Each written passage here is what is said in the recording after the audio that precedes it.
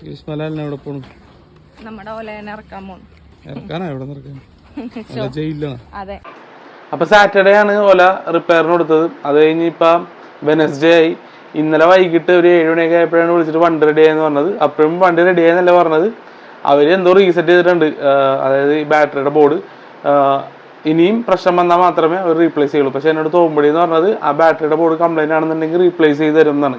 പക്ഷെ company procedure വെച്ചിട്ട് അങ്ങനെ ചെയ്യാൻ പറ്റില്ല എന്നാണ് ഓല എടപ്പള്ളി ഷോറൂമിൽ എന്നോട് പറഞ്ഞത്. അപ്പൊ ഇനിയിപ്പോൾ വണ്ടിയുടെ അവസ്ഥ എന്താ വെച്ച് കഴിഞ്ഞാൽ, ഞാൻ വണ്ടി ഓഫാകോ അല്ലെങ്കിൽ വണ്ടി എപ്പോൾ ഓണാകും എന്നുള്ളൊരു സംശയത്തിൽ വണ്ടി കൊണ്ട് നടക്കേണ്ടി വരും. 4ാമത്തെ പ്രാവശ്യമാണ് വണ്ടി ബ്രേക്ക് ഡൗൺ ആണത്. 4 പ്രാവശ്യവും എനിക്ക് റെസൊല്യൂഷൻ പ്രോപ്പറായിട്ട് കിട്ടിയിട്ടില്ല. ഇപ്പൊ സർവീസ് സെന്ററിലെ അവസ്ഥ ഇതാണ്. ഇത് ഞാൻ സർവീസ് സെന്ററിലെ ആൾക്കാരെ കുറ്റം പറയണല്ല, പക്ഷെ ഓലയുടെ പ്രൊസീജിയേഴ്സ് ഇങ്ങനെയാണ്, ഓലയുടെ സർവീസിന്റെ കസ്റ്റമർ സർവീസ് ഇങ്ങനെയാണ്. അപ്പൊ ഇത് വണ്ടി ഇതുവരെ റെക്ടിഫൈ ആയതില്ലെന്ന് എനിക്കറിയില്ല. ഇപ്പൊ ഈ കാര്യങ്ങളൊക്കെ മനസ്സിൽ വെക്കുക. ഇതിപ്പോ പെട്രോൾ വണ്ടിയാണെന്നുണ്ടെങ്കിൽ ഇത്ര ബുദ്ധിമുട്ടുണ്ടാവില്ല. ഒരു ഷോറൂമിൽ കൊണ്ടുപോകാം അല്ലെങ്കിൽ വേറെ ഷോറൂമിൽ കൊണ്ടുപോയി നന്നാക്കാം. അതും ഇല്ലാന്നുണ്ടെങ്കിൽ എനിക്ക് ലോക്കൽ വർക്ക്ഷോപ്പിൽ കൊണ്ടുപോയി നന്നാക്കാം. പക്ഷെ ഇങ്ങനത്തെ ഇലക്ട്രിക് വണ്ടിയൊക്കെ ആകുമ്പോഴത്തേനും ബുദ്ധിമുട്ടാണ്.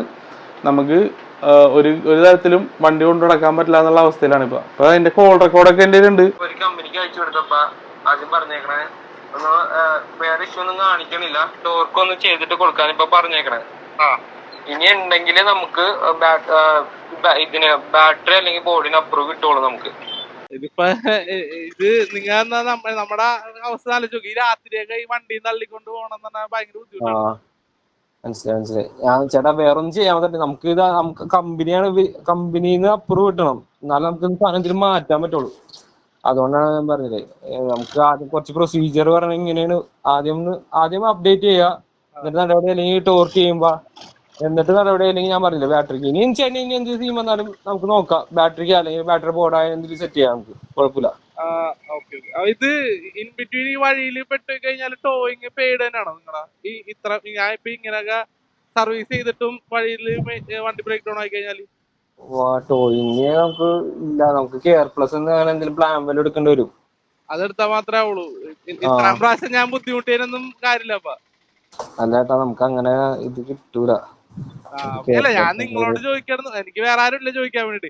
ഇപ്പൊ ഞാൻ കസ്റ്റമർ കെയറിൽ വിളിച്ചു നോക്കിയിട്ട് 4 ദിവസമായിട്ട് ഒരു റെസ്പോൺസും ഇല്ല. ഇതാണ് ഒല സർവീസ് സെന്ററിലെ ആൾക്കാർ എന്നോട് പറയണത്. അപ്പൊ ഒലയൊക്കെ എടുക്കണമെന്നുണ്ടെങ്കിലും, ഒല എന്നല്ല ഏത് ഇലക്ട്രിക് സ്കൂട്ടർ എടുക്കണമെന്നുണ്ടെങ്കിലും ഒന്ന് 2 പ്രാവശ്യം ആലോചിച്ചിട്ട് എടുക്കുക. ഞാൻ അതേപോലെ ആലോചിച്ചിരുന്നെങ്കിൽ എനിക്ക് ഇന്ന് ഈ അവസ്ഥ വരില്ലായിരുന്നു. നോക്കിയും കണ്ടാക്കുക, വണ്ടി എടുക്കുക. റിവ്യൂ നല്ലതും ചീത്ത ഉണ്ടാവും, പക്ഷെ ഇത് എൻ്റെ റിവ്യൂ ആണ് അല്ലെങ്കിൽ എൻ്റെ മോശപ്പെട്ട അനുഭവമാണ്.